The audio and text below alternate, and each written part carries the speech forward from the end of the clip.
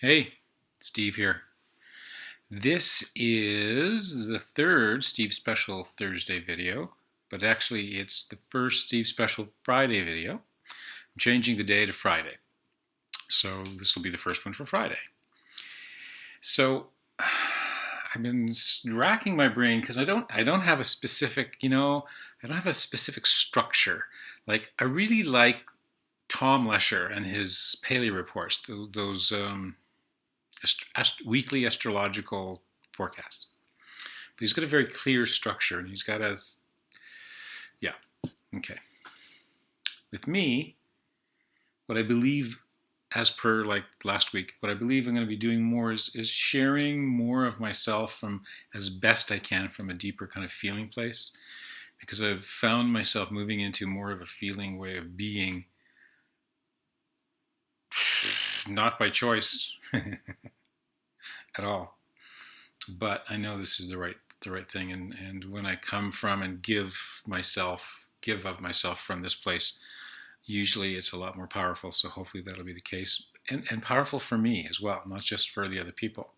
It's like a two-way thing. So I want to talk for a minute. I think what I want to talk about is, and then we'll do a little energy work, a little clearing or whatever at the end of the video, around fear, grief, and transformation. So here's the short version without going into too many personal details of what I've been kind of experiencing for a while. I had a reading actually by Tom Tom Kaipacha Lesher. Sorry Tom if I've screwed up your name. You rock, dude. And he said, this is in January of 2013.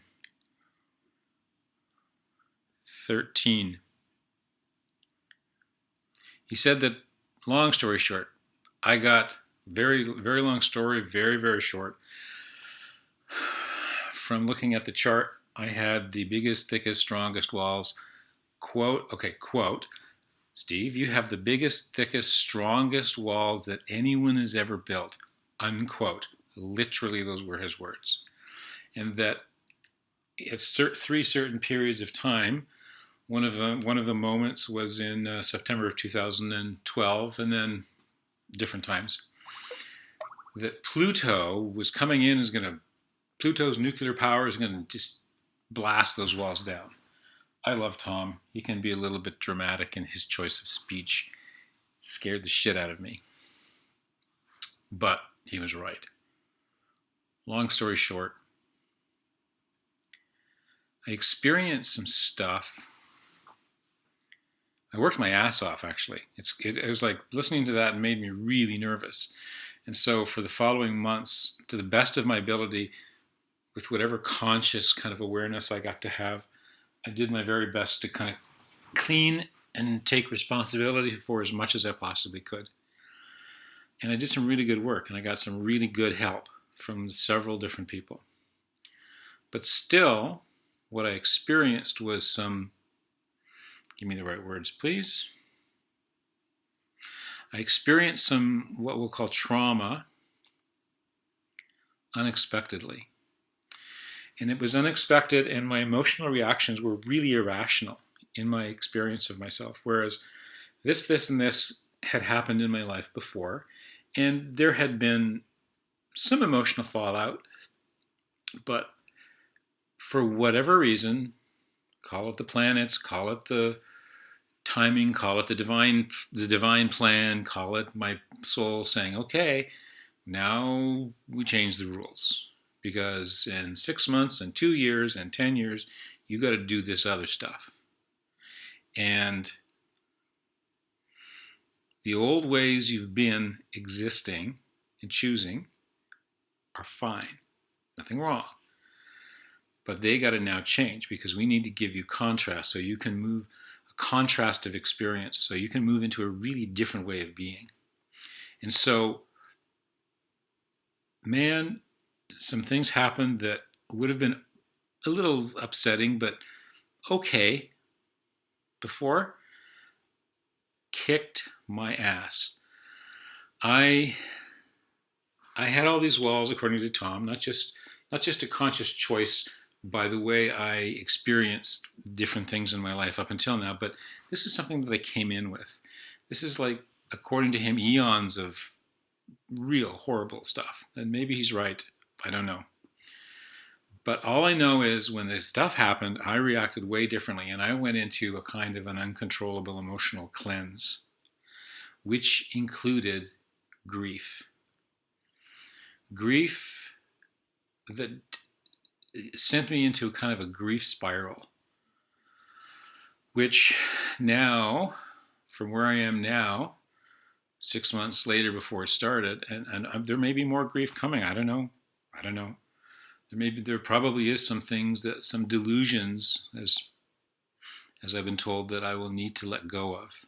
Delusions about myself, delusions about the world, delusions about love, delusions about what's important and what's not important, and why it's been important. And so my experience was I went into a really deep, multiple levels of kind of swirling grief. And this grief was completely in my mind, completely irrational. It didn't measure, it didn't balance out to what had happened, because what had happened to millions of people every year.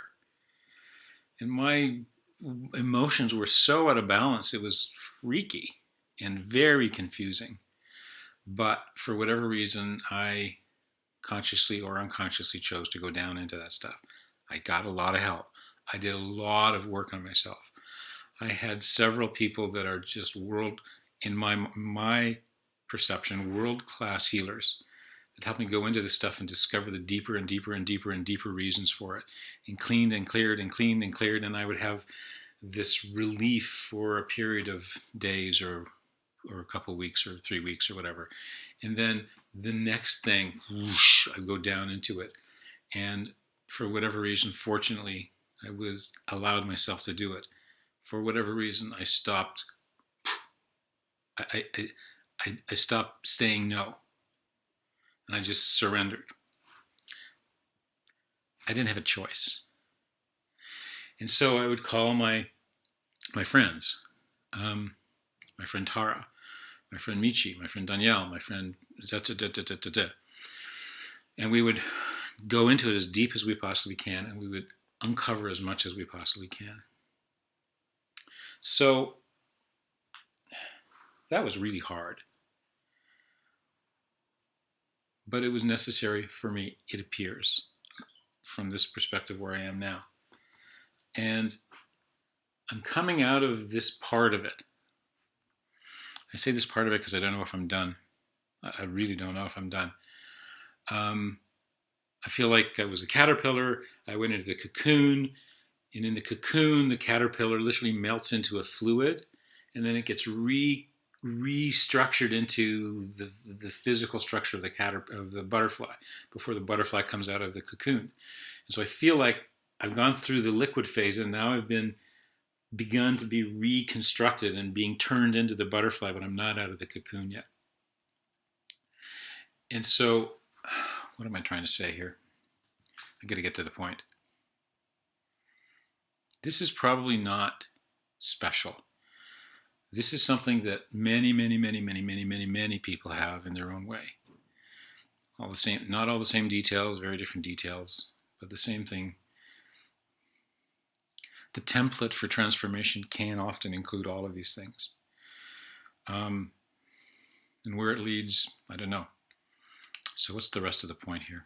What am I supposed to say here? There was one part I wanted to bring up. What I began to discover lately is that, here's actually a poem I read, blah, blah, blah, blah, blah. The way I experience the world and what I naturally choose, not through will, but just naturally choose, has been changing because I've allowed myself to go through this, and because of all the help I got. Probably because of all the help I got, I've been through this process over a 6-month period instead of a 6-year period.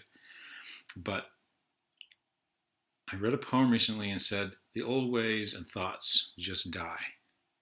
slow and easy, without a fight. I lose interest in the distractions of the past. And so, to a degree for me, as a result of allowing myself to go into this process, or being thrown in the process without it being a choice, this is some of the effects. That some of the stuff that don't serve me anymore, it's not that I have to overcome them now, or it's not that I've tried to overcome them, it's they're just simply falling away. Like I no longer fit in the little kindergarten-sized desk in the school. I've outgrown it, and it's not like I swoon for it and I really try and fit into it, but I can't fit anymore. It's just, oh, okay, let's go to this. And the old furniture just simply isn't of interest anymore. And I find often with the kind of tools that we can use, like the Theta Healing, like my friend Michi's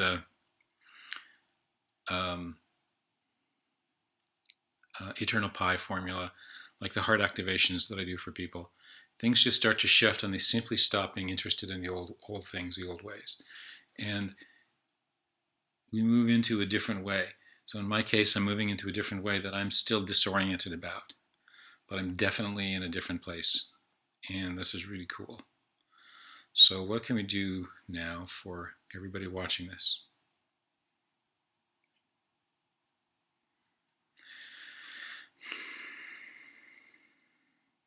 So we're going to, for those people that understand the Theta Healing and some of the energy work, for those people that don't, we'll call it prayer. For people that do, you know what we're basically doing. So I connect with Source or God, and we're going to pray for all the people here to have been given a real new, deeper kind of acceptance of whatever their process is, has been, or will be, or all of those things. Okay, so let's give everybody that now.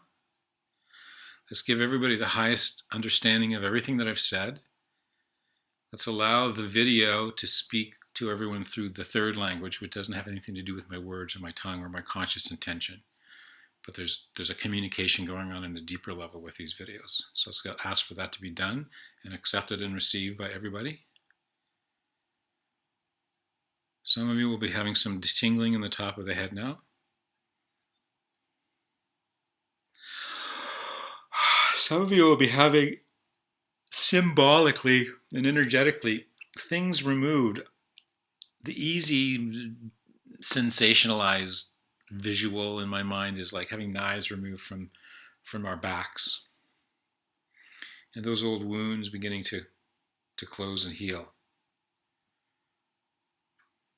We're going to ask that, and I believe that some people will be experiencing the release of trauma and what's the rest of the word? Not shock, but abuse from the lower back, being released out from the lower back, which implies to me this first and second chakra areas.